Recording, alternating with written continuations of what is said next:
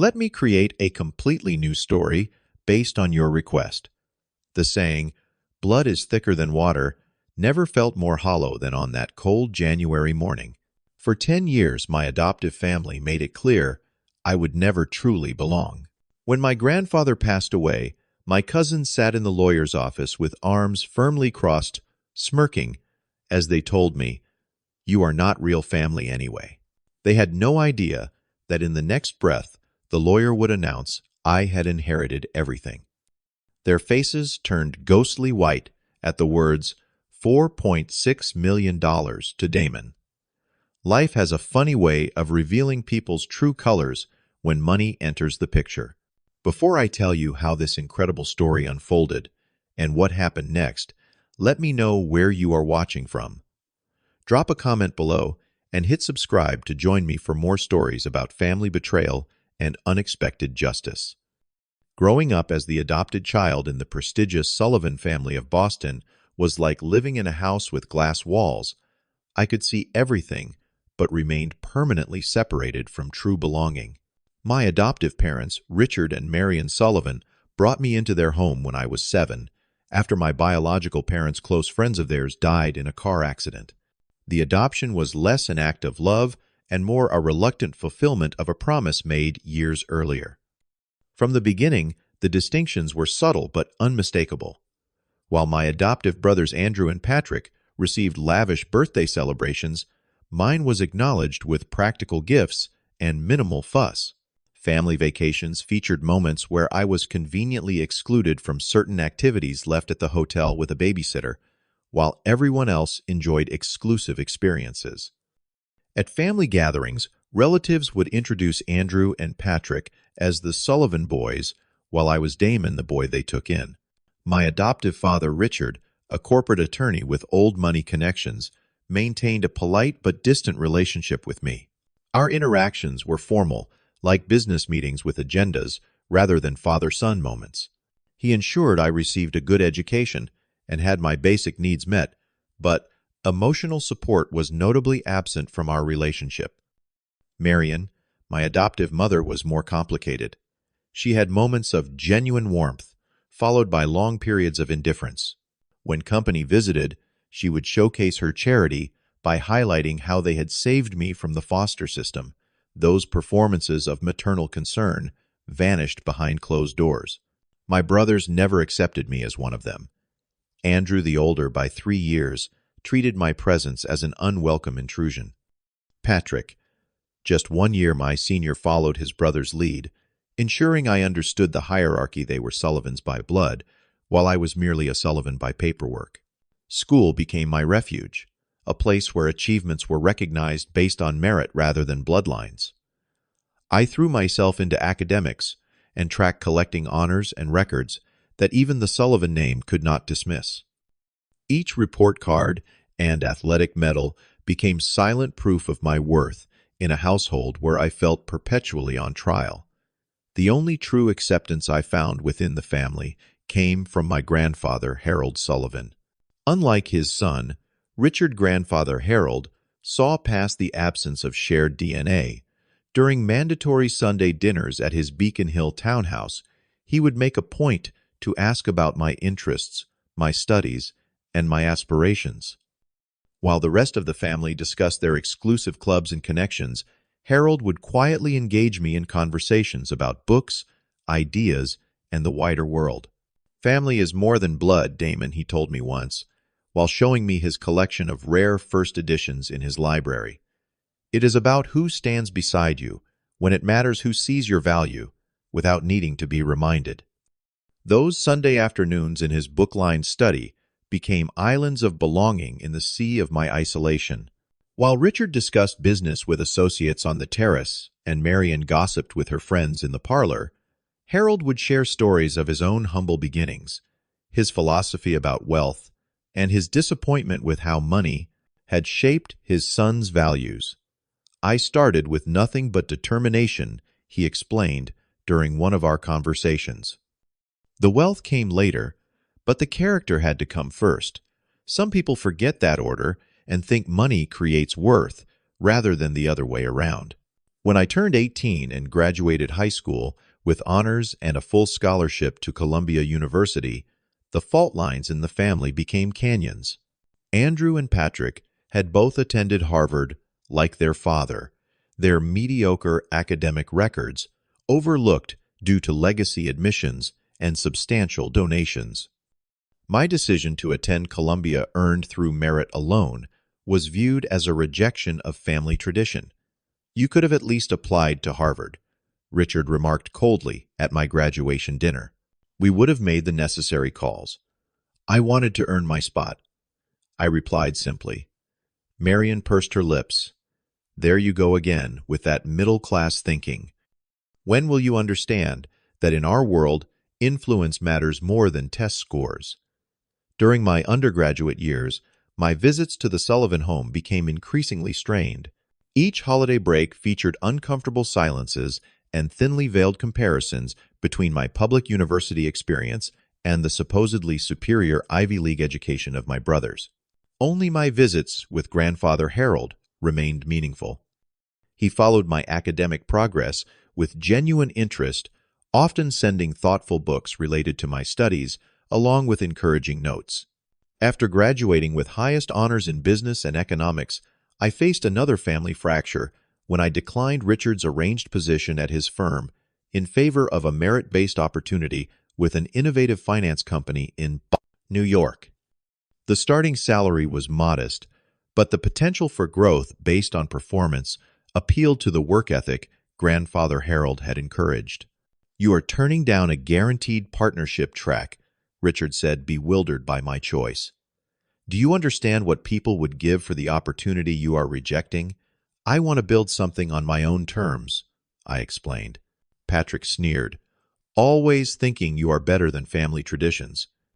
Andrew added, "Maybe he finally realized he is not really a Sullivan and stopped pretending." Marian looked between her sons and her husband, then sighed dramatically. "I suppose we have done all we can. Some people simply cannot be helped." The final break came at Grandfather Harold's 80th birthday celebration. The entire extended Sullivan family gathered at his estate, a parade of designer outfits and practiced charm. I had taken the train from New York, bringing a first edition of Harold's favorite Hemingway novel that had taken months of budget stretching to afford. During dinner, Richard raised a toast to the patriarch, who built the Sullivan legacy that we all proudly continue, looking pointedly at his sons while avoiding my gaze. Later, when I presented my gift to Harold, Andrew loudly commented, "Trying to buy your way into the inheritance line, bold strategy." Harold heard the remark and fixed Andrew with a disappointed stare before thanking me warmly for the thoughtful present. That night, he invited me to his study after the other guests had moved to the parlor for brandy. "You have become a fine man, Damon," he said, his voice carrying the slight tremor of age, but his eyes still sharp. "I have watched you fight twice as hard for half the recognition in this family. Your resilience and integrity would make your birth parents proud. They would also make any family proud if they had the wisdom to see it." We spoke for nearly 2 hours that evening about life principles and the future. It was the last real conversation we would have. In the months that followed, Harold's health began to decline, and the family closed ranks. My calls to check on his condition went unanswered, or were met with brief, uninformative responses. When I attempted to visit during a weekend trip to Boston, Marian intercepted me at the door. "This is a difficult time for the family, Damon," she said, not inviting me inside. "Harold needs rest and familiar faces. Perhaps you could send a card instead." The message was unmistakable. Crisis had narrowed the definition of family, and I fell outside that circle. I sent books, letters, and cards, never knowing if they reached him. 3 months later, I received a terse email from Richard informing me that Harold had passed away and that the funeral would be held that Friday. The service was a society affair, with Boston's elite turning out to pay respects to a business leader and philanthropist. I sat in the back row, separated from the Sullivan family, who occupied the front pews. Richard delivered a eulogy, highlighting Harold's business acumen and contributions to the family name. Not once did he mention the warmth, wisdom, or genuine human connections that had defined the grandfather I knew. After the service, as attendees moved toward the reception, Richard approached me with an envelope. "Harold's attorney asked me to give you this," he said, his tone suggesting the task was an inconvenience. "There's a meeting tomorrow at 11 regarding the will. The address is inside. I assume you'll be returning to New York." After the question made his preference clear, my presence was tolerated for obligation's sake, not welcomed. "I will be at the meeting," I replied simply. His mouth tightened. "Well, as you wish." That night in my hotel room, I opened the envelope. Inside was a brief note on the attorney's letterhead requesting my attendance at the reading of Harold Sullivan's last will and testament, along with a smaller sealed envelope with my name written in Harold's distinctive handwriting. I opened it with trembling fingers. The note inside read simply, "Remember what matters. Trust what follows. H." The law offices of Winston Abernathy and Pierce occupied the top floor of a historic building in downtown Boston. The reception area featured dark wood paneling, leather seating, and discreet lighting that spoke of old money and established power. A world the Sullivans navigated with practiced ease. I arrived 15 minutes early, dressed in my best suit, the one I reserved for important meetings at work. Richard, Marion, Andrew, and Patrick were already there, clustered together in conversation that stopped abruptly when I entered. Their expressions registered surprise, as if they had not expected me to actually appear despite the formal invitation. Damon Richard acknowledged with a curt nod. "I assumed you would need to get back to your job." "I arranged time off," I replied. "Grandfather Harold was important to me," Andrew snorted softly. "Grandfather." "As if a few DNA strands make no difference," Patrick added. "It is a little presumptuous considering." Marion touched her pearls, a nervous habit she displayed when uncomfortable. "Boys not here." Other family members began arriving, cousins, aunts, uncles, all connected by the Sullivan bloodline that I did not share. I recognized faces from holiday gatherings and family events where I had always occupied the periphery. Some offered polite nods. Others pretended not to see me. My cousin Samantha and her husband Blake seated themselves deliberately away from where I stood, whispering to each other while casting glances in my direction. At precisely 11 o'clock, Evelyn Pierce, senior partner and Harold's personal attorney for over 40 years, emerged from the conference room to invite everyone inside. The large mahogany table dominated the space, surrounded by more chairs than I had expected. Clearly, Harold's will concerned more people than just the immediate family. The seating arrangement proved telling. Name cards placed the direct Sullivan family members at the head of the table, nearest Miss Pierce, with more distant relatives arranged in descending order of relation. My card sat at the far end, almost an afterthought. I took my seat quietly as conversations continued around me. "I am sorry for your collective loss," Evelyn began, once everyone was settled. "Harold Sullivan was not only a valued client, but a dear friend of mine for over 4 decades. Before we proceed with the formal reading of the will, he asked me to play this recording for everyone gathered today." She pressed a button on a remote control, and a screen descended from the ceiling at the end of the room. A moment later, Harold's face appeared recorded sometime during his final months.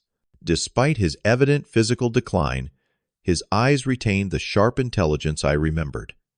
"If you are watching this," Harold began, his voice steady, "then I have moved on to whatever adventures await beyond this life." To my family gathered in Evelyn's office, "Yes, I can picture you all there. I want you to know that the decisions reflected in my will are the result of careful thought, not hasty emotion." He paused, adjusting his glasses in a familiar gesture. "Throughout my life, I have observed how wealth shapes character, sometimes strengthening it, sometimes revealing its absence. Money is a powerful lens that magnifies what already exists in a person's heart. Remember that, as Evelyn reads the details of my estate, the recording ended, and Evelyn opened a leather portfolio containing the official documents. The last will and testament of Harold James Sullivan is straightforward in its instructions. She began. After specific charitable donations, which I will detail shortly, the estate consisting of property investments, business interests, and personal effects valued at approximately $4,600,000 is bequeathed in its entirety to Damon Alexander Foster Sullivan. The silence that followed lasted perhaps 2 seconds before erupting into chaos. Richard shot to his feet, his face flushing deep red. Marion gasped audibly, one hand pressed against her chest. Andrew and Patrick exchanged incredulous looks before turning to stare at me with undisguised hostility. "This is impossible," Richard declared, his lawyer's composure cracking. "There must be some mistake." "There is no mistake," Richard. Evelyn replied calmly. "Your father was exceptionally clear about his wishes, which he reviewed and confirmed multiple times in the months before his passing." My cousin Samantha's husband, Blake, spoke up from across the table. "On what grounds does someone with no blood relation to the family receive everything? This is outrageous." Evelyn raised a hand. "If I may continue, the will includes a letter of explanation that Harold instructed to be read aloud at this meeting." She retrieved another document from her portfolio and adjusted her reading glasses. "To my family, I have made this decision with full awareness of its unconventional nature and the reaction it will likely provoke. Throughout my life, I have valued character above convenience, integrity above appearance, and genuine connection above obligation. I have watched Damon demonstrate these qualities consistently, often in the face of subtle and not-so-subtle exclusion." Marion shifted uncomfortably in her seat as Evelyn continued reading. "For 10 years, I have observed how my family has treated someone who came to us in the most vulnerable circumstance a child can experience, the loss of both parents. I have witnessed the difference between inclusion spoken and inclusion practiced. While some in this room have claimed the Sullivan name proudly while dishonoring its best traditions, Damon has embodied the values I hold dear without receiving the recognition he deserves." Andrew muttered something under his breath, but Evelyn continued undeterred. "This inheritance is not about punishment, but recognition. It acknowledges that family is created through love, respect, and mutual support, not merely through genetic coincidence. Damon has shown me the kind of loyalty and genuine care that cannot be purchased or commanded, only freely given. He represents the future of the Sullivan legacy I wish to see carried forward." Richard's face had transformed from red to ashen white as the implications fully registered. The law firm he worked for handled substantial Sullivan family business that would now be under my control. Evelyn paused before reading the final paragraph. "I ask those who feel slighted by this decision to honestly examine the nature of your relationship with Damon and with me over the past decade. The truth you find may explain more than my words ever could. To Damon, use this inheritance wisely. Remember our conversations. Create the family you deserve through the values we share." As Evelyn finished reading, multiple voices erupted simultaneously. Richard demanded to know if the will could be contested. Marion began sobbing dramatically into a silk handkerchief. My cousins whispered furiously among themselves, occasionally glancing in my direction with expressions ranging from shock to outright hostility. Through the chaos, Evelyn maintained her professional composure. "The will has been properly executed with multiple witnesses. Harold underwent comprehensive cognitive evaluation immediately prior to the final signing to establish his sound mental state. Additionally, he documented specific instances and patterns of behavior that informed his decision.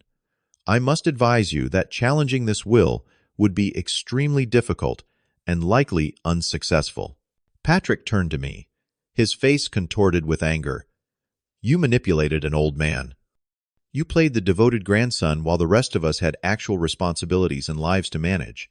That is not true, I said quietly, finding my voice for the first time since the announcement.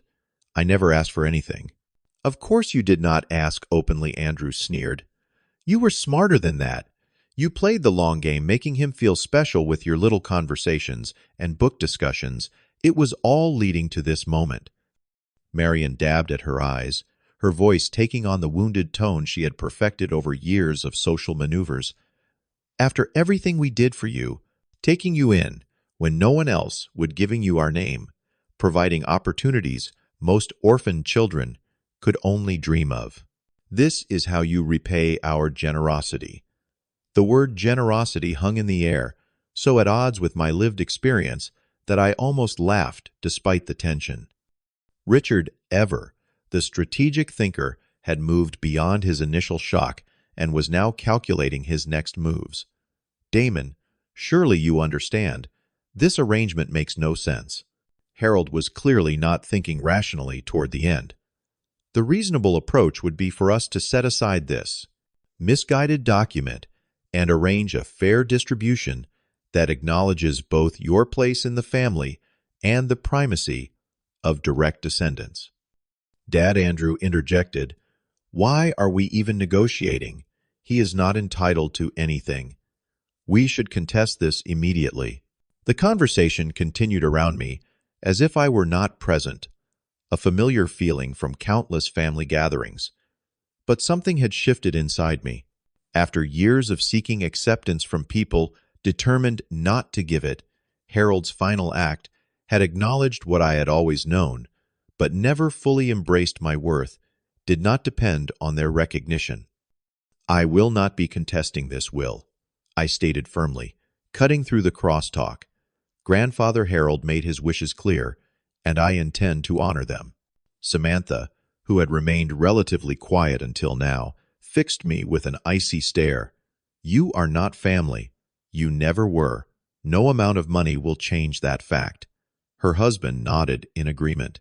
You will always be an outsider playing dress-up in the Sullivan name.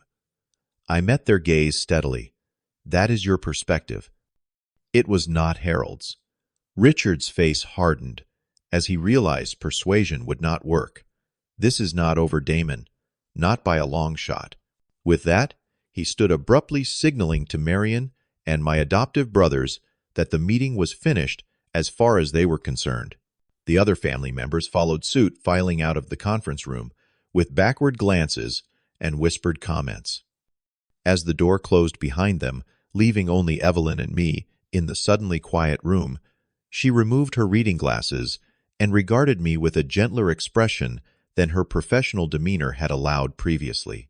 Harold anticipated this reaction, she said.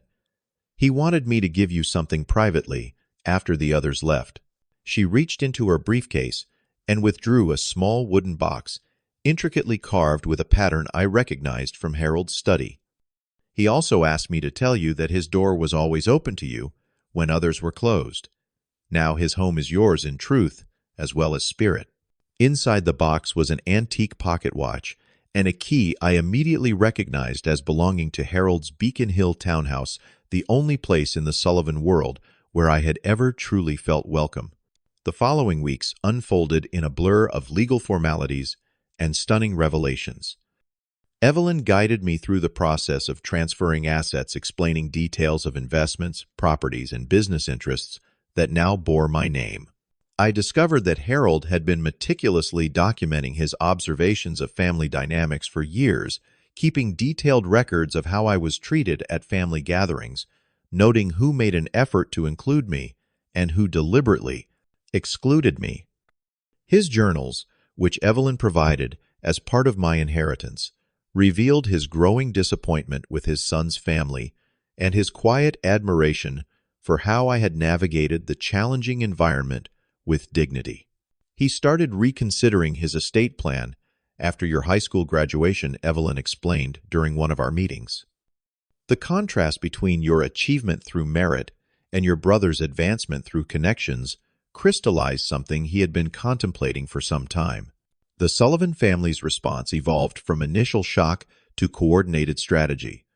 Richard, leveraging his legal connections, initiated a challenge to the will based on claims of undue influence and diminished capacity.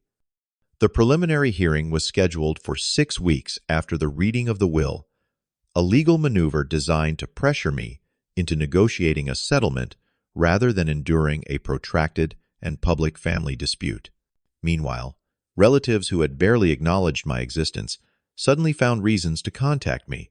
Second cousins recalled fond memories of interactions that had never occurred. A previously distant aunt reminded me of the Christmas gift she had given me 5 years earlier. It had actually come from Harold. Each conversation eventually circled to the same point: suggestions that family harmony could be restored through a more equitable distribution of the inheritance. The most difficult encounter came when Marion arrived unannounced at Harold's townhouse. Now, my townhouse, one rainy afternoon. I had been sorting through Harold's library, deciding which volumes to keep in their current places and which might be donated to the public library literacy program he had supported. "You have made yourself comfortable quickly," she observed, surveying the space where I had already removed some of the formal furniture pieces that had always made the living room feel like a museum rather than a home. "I am still adjusting," I replied honestly. "It feels strange to be here without him." She nodded, momentarily genuine, before slipping back into her practiced role. "Damon, I know we have had our differences over the years. Family relationships are complicated, especially in unusual circumstances like ours." "Unusual circumstances," I repeated. "You mean my adoption after my parents died?" She waved a hand dismissively. "Water under the bridge. What matters now is finding a path forward that acknowledges everyone's place in the family. Richard is prepared to drop the legal challenge if you will agree to a reasonable compromise." "What does reasonable mean to Richard?" I asked, already knowing the answer. "A distribution that reflects natural family order, perhaps 30% for you, with the remainder divided appropriately among blood relations." She delivered this proposal as if offering a generous concession. I took a moment to formulate my response, determined to remain calm despite the anger bubbling beneath the surface. "Marion, for 10 years, I watched how this family operates. I observed how connections and appearances matter more than character. I experienced firsthand what it means to be kept at arm's length while being told I should be grateful for inclusion." Her expression hardened. "We gave you opportunities most children in your situation never receive. You provided material advantages while withholding the one thing a child actually needs: genuine acceptance. Every gift came with conditions. Every opportunity was presented as a debt I could never fully repay." "That is simply not true," she protested, but her eyes shifted away from mine. "Harold saw it all," I continued. "His decision was not a random act of favoritism, but a response to patterns established over a decade. I will not dishonor his wishes or his memory by pretending otherwise." Marion's facade of reasonable negotiation crumbled, revealing the cold calculation beneath. "You will regret this choice, Damon. Without us, you have no family at all. No history, no connections, no place in the world that matters. The money will run out eventually, but the isolation will remain." As she turned to leave, delivering what she clearly believed was a devastating final blow, I found myself feeling surprisingly calm. Family is not about DNA or legal documents, Marion. It is about who stands beside you when it matters, who sees your value without needing to be reminded. Harold taught me that. The door closed behind her with a decisive click, and I returned to the library, running my fingers along the spines of books Harold and I had discussed during our Sunday conversations. For the first time since the will reading, I felt the full weight of his gift, not just the material assets, but the recognition of worth that I had sought for so long. The legal challenge proceeded as scheduled, but the preparation Evelyn and Harold had put into documenting his decision proved formidable. The judge, after reviewing Harold's journals, the medical certifications of his mental competence, and witness statements regarding family dynamics, dismissed the case with a strongly worded opinion about transparent attempts to override a clearly expressed and legally sound testament. Richard did not speak to me after the ruling. Andrew and Patrick made their positions clear through identical cease and desist letters from their attorneys, demanding I stop using the Sullivan name despite it being legally mine through adoption. Extended family members divided into camps those who accepted the new reality and those who could not move past the disruption of their expectations. Through it all, I found myself drawn to Harold's journals, particularly his reflections on wealth and purpose. Money magnifies the person you already are, he had written. It creates no virtues, but reveals their presence or absence with unforgiving clarity. Following his example, I established the Harold Sullivan Foundation for Foster Education, dedicating a significant portion of the inheritance to supporting educational opportunities for children in the foster system. The Foundation's first initiative created scholarship programs at both Harold's alma mater and the university I had attended on my own merits. I maintained the townhouse as my primary residence, converting the formal rooms Harold had maintained for social obligation into more welcoming spaces. The library remained largely untouched, a sanctuary of wisdom and memory. Harold's business interests received careful attention, with investment strategies aligned with both financial sense and ethical considerations he had valued.